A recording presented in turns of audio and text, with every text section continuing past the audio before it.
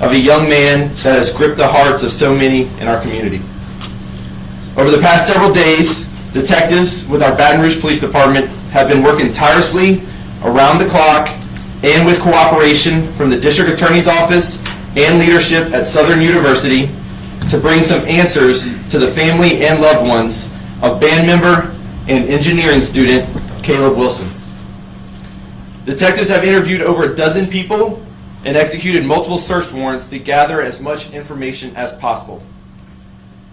As many of you know, Baton Rouge Police Department was first made aware of the death of Caleb Wilson by medical staff at Baton Rouge General Hospital on February 26th around 2:40 a.m.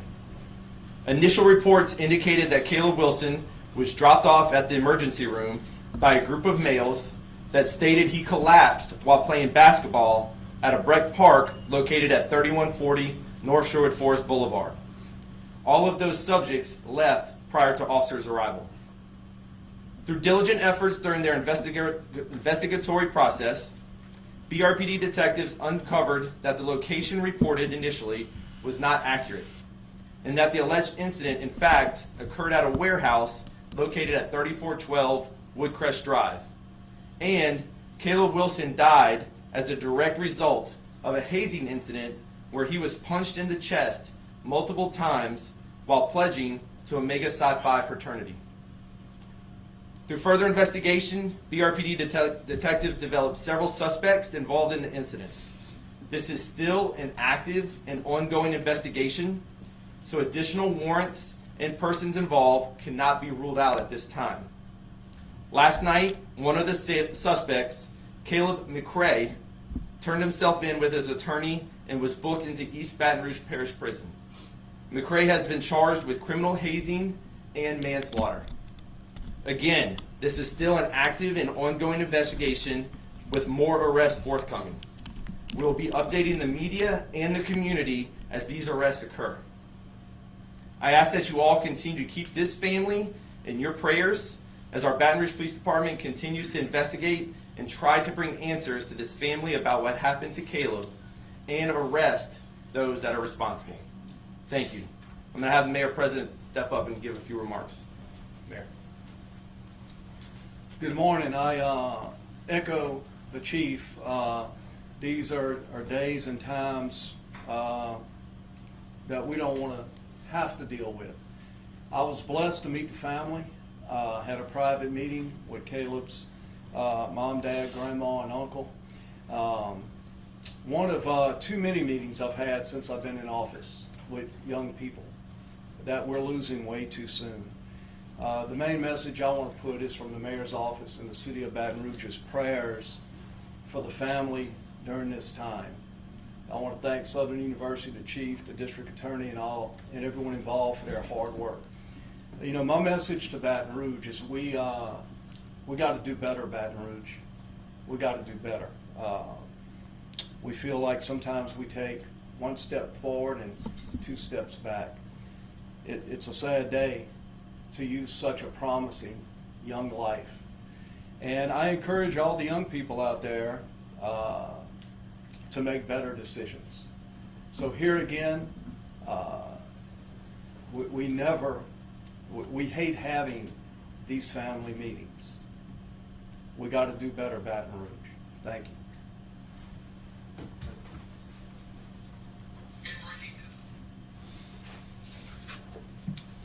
Good morning. I'm Dennis Shields, and I serve as the president of Southern University System. Words cannot express how deeply saddened we are by the loss of our student, Caleb Wilson. Our collective thoughts and prayers continue to be with Caleb's family, friends, classmates, and all who knew and loved him.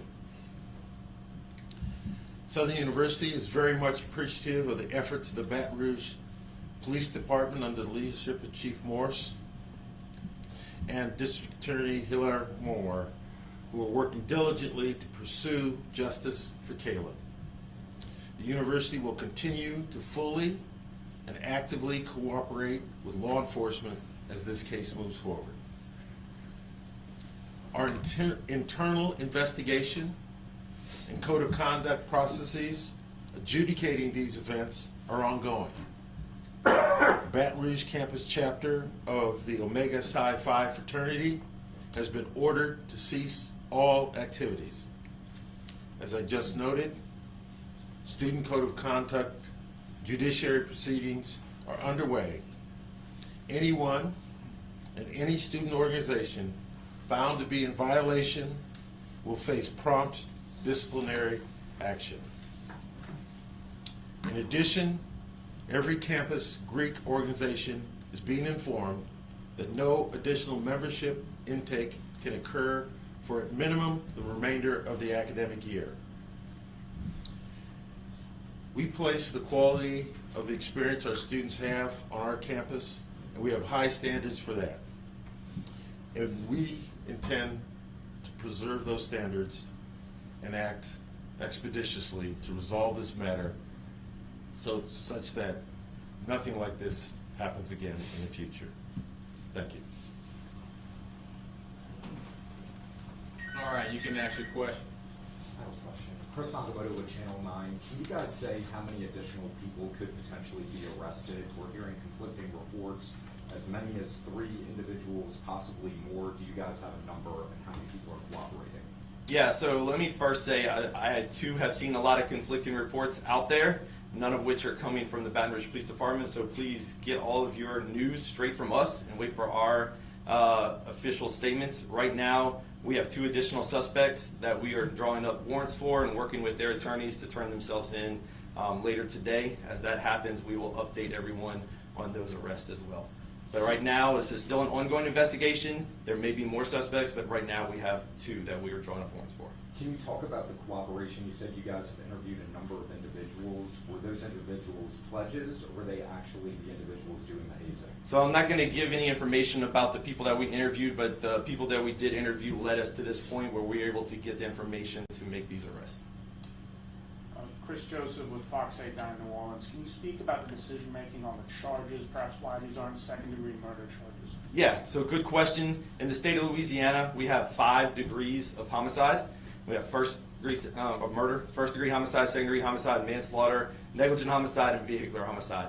In this case, manslaughter is the most appropriate charge in the state of Louisiana, being that there is no proof that we could come up with a specific intent to kill, but that the death was caused in direct relation to another felony that was being committed during that death, and that felony being the act of criminal hazing. Related to those 2 other potential suspects, or maybe anybody else, do we have any reason to believe more than one individual laid hands on Wilson during the incident? All of that is still pending. Some more questions that are being happened. Like I said, we've done over a dozen interviews. More are coming as we continue to interview people. We might have some more information. We might have further charges on further people. Kind of a follow-up. Do we know how many people were at the event? We do, but we're not ready to release that right now. Anybody else have any questions? Could you elaborate on how long the delay from the original incident to Caleb actually arriving at the hospital was? Yeah, so that's all part of our investigation and has gone into why we the charges that we've done. Don't have exact timeline that we're ready to release as far as when Caleb first collapsed at this warehouse and then when he arrived at the hospital. All of that is still kind of pending some questions that we're trying to follow up on. What I can say is that at no time did anyone call 911, attempt to call 911, or try to summon an ambulance to the warehouse to give him medical aid. And the second thing, could we know, is there any implication for Todd Smith, the part owner of the warehouse where the incident took place? Not right now. Yes, ma'am. Could there be any charges coming for the individuals that made up the story about the park? So again, all of that is kind of in investigation process. There is no specific statute for lying, right? There are some things that we're looking at as far as maybe obstruction or other things, but that's still things that we're working through as we're gathering some more evidence and continue to investigate and ask questions. How many people can you say might face charges for that? Not sure right now. Has there been a warrant already put out to go search that warehouse? And has there been any surveillance footage y'all able to get to look at? Or yeah, so we one of the warrants that we did conduct was at the warehouse, and this was a week ago, more than a week ago, before anybody else really knew that the warehouse even existed. We had already performed a search warrant and tried and gathered evidence there. What evidence we gathered, again, I'm not ready to discuss, but we were able to get some evidence at the warehouse. Two questions. First question, I'm Andre Chapoy with Unfiltered with Kieran. Yes, sir. First question, what's your message to the other college students out there? Yeah, so this is a very serious incident, very serious law that I think is a good law for criminal hazing that people need to make sure that they're paying attention to. You can hear just from the administrative point of view, from Southern's leadership, and LSU would have the same kind of statements, but from our law enforcement side, we are going to enforce these laws whenever they're applicable and whenever it comes to our attention. Second and it is a felony charge. Second is real quick for Hiller Moore. How does Max Groover Act help in this case? So I mean, it's one that we're going to consider because in the Max Groover law, which is hazing, so it incorporates not only misdemeanor hazing, act of regular hazing, but also when hazing involves a great bodily injury or death. There is a felony component to hazing, and it carries up to 5 years. So that is a potential. However, in this case, at this point, at least one defendant was charged with misdemeanor hazing plus the felony manslaughter. Felony manslaughter is whenever a direct battery or a misdemeanor against the person is committed, and because of that someone dies. That is a punch, and someone dies, it carries up to 40 years. There's also the potential of a negligent homicide. So it really depends on how the facts play out. And so in this case, the potential would be, again, it's ongoing. And thanks again to the cooperation of Baton Rouge Police, but particularly to Southern University. I've been through a lot of hazing cases before, and I think I've probably had 40 phone calls with Chancellor Pierre in their office providing information to us to give to the police department. It's a very good cooperation. So it's possible, with all the other questions that you guys have asked, this case could go to the grand jury just to see where other things are out there. How did it get formed? Is this the first time it's ever happened? Why at this location? Who knew what? Who reported as quickly as they can?